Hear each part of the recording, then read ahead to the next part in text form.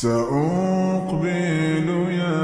خالقي من جديد. الحمد لله رب العالمين والصلاة والسلام على أشرف الأنبياء والمرسلين أما بعد. وعن جابر رضي الله عنه قال قال رسول الله صلى الله عليه وسلم إذا قضى أحدكم صلاته في مسجده فليجعل لبيته نصيبا من صلاته فإن الله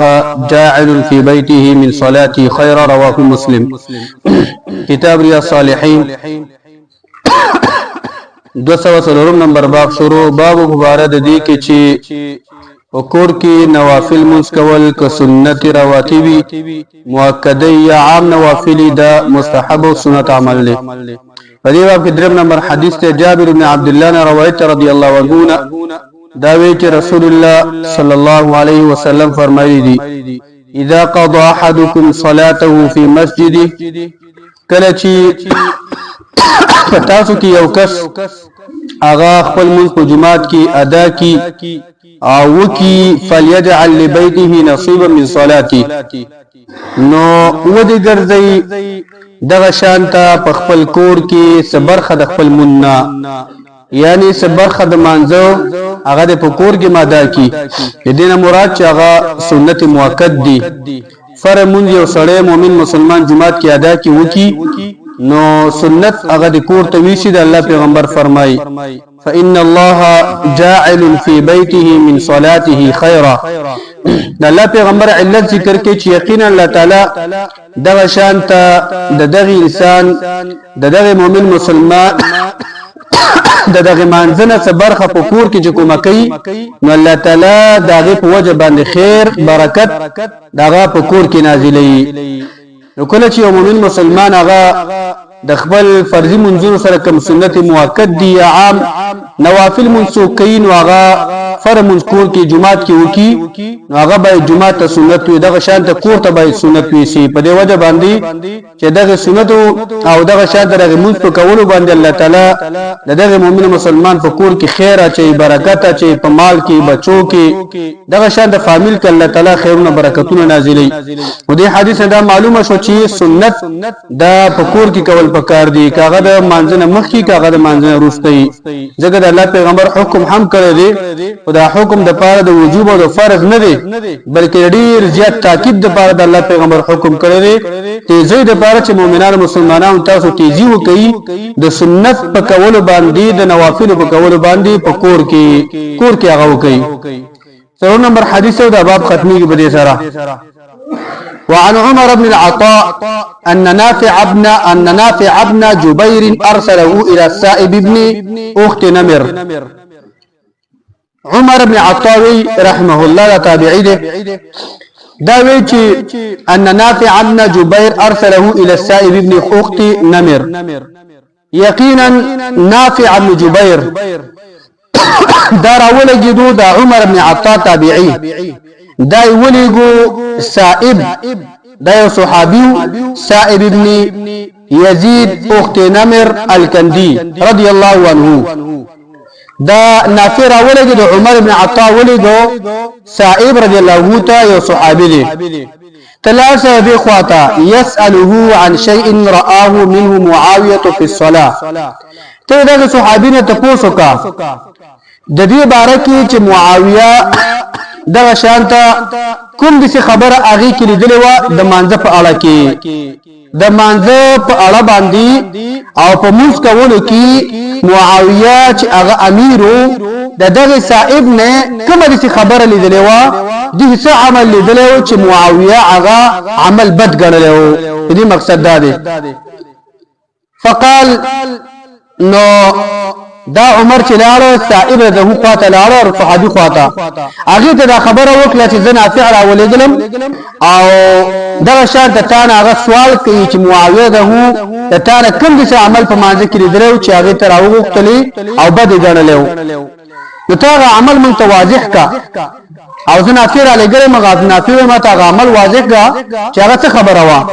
فقال نو دې صاحب ورته ویلا نعم بالکل صحیح ده زبتا تا خبرو کوم متوجه شه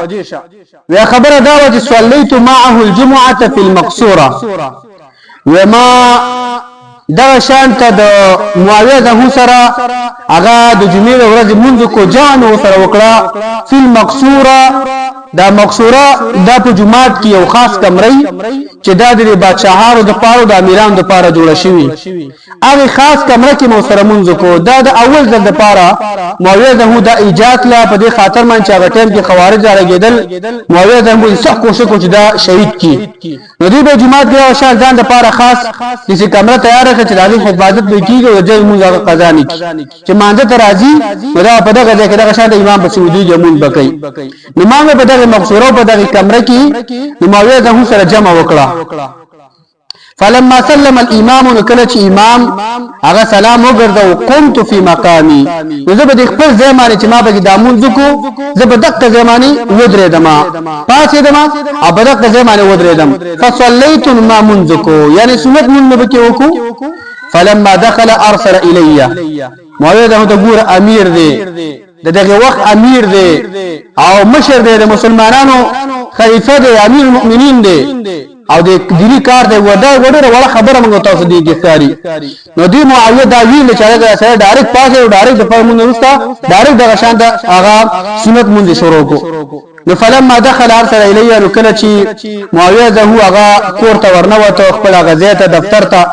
الته ورنوته داخل شنو ما په کس راولېګو فقال چې ورغله ماته معاویه ویل لا تعد لما فعلت لا تعد لما فعلت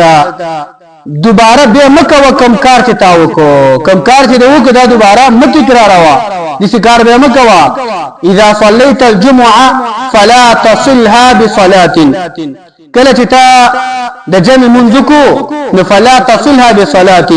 نو دغه جمع منځ سره بل منځ هغه مې په واسطه کوي چې سم دسي هغه به د بل منځ کې په دغه ځای کې ودرېږي حتی تتکلم او تخرج تر دې چې دغه ځای کې دغه شاته یو خبري وکي یو خبرو کې خلک تعویل چې دې سړي خبرې وکړي ایا دغه ځای نه توځي بهتره دار چې تلاش په کور کې دغه منځ کې فإن رسول الله صلى الله عليه وسلم امرنا بذلك دلیل د ځان به څوک ور امیر المؤمنین د ځان خبر بدین کې نشکولې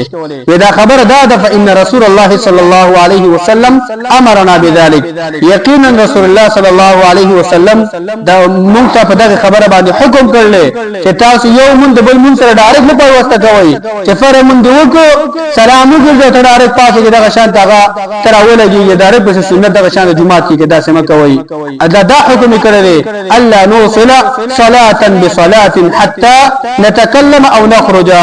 الله پیغمبر مونږ ته دا حکم کړل چې مونږ به یو میز دبل مون سره نه پیوسته کو سم دس تر دې چې مونږ یا خبرې وکړو او یا دغه ځای نه وځو کور تلاو شي یا بهر وځو دغه مونږ الله پیغمبر منه کړی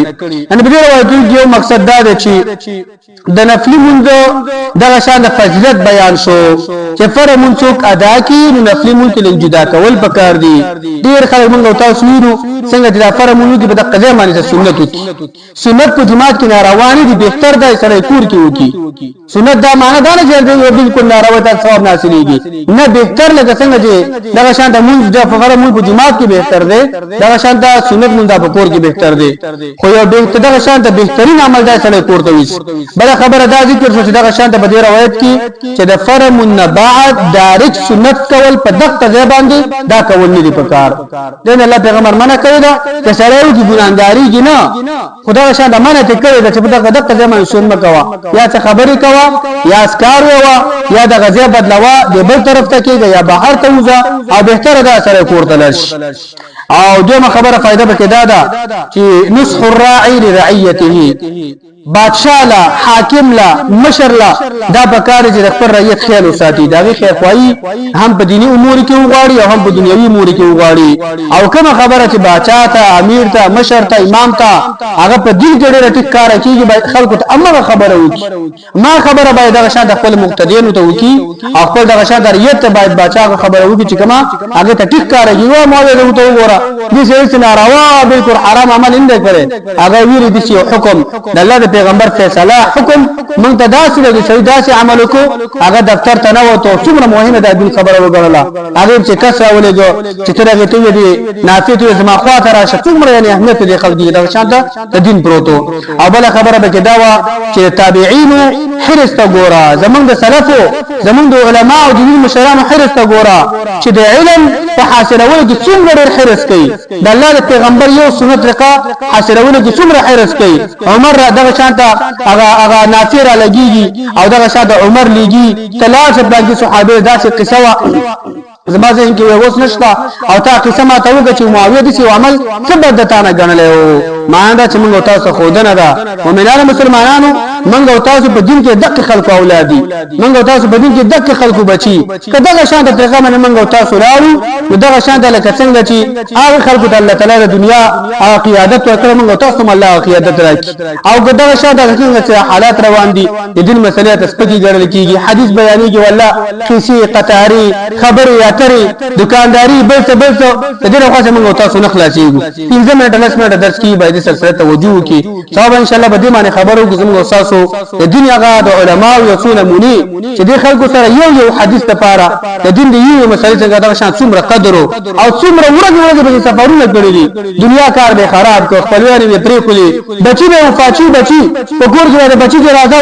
خو یو حدیث لپاره او یو استاد نه یوه خبرې دې مسلې لپاره هغه شان دا هغه بچي پرې خلک گاونډر ولخت کړی دی او دا شان دین مسلې په تر دین یاد کړی دی دا شان د قدر د الله تعالی دین دا غو تاسو کې پیدا کی سره د عمل او سره د اخلاص او صلی الله علی نبینا محمد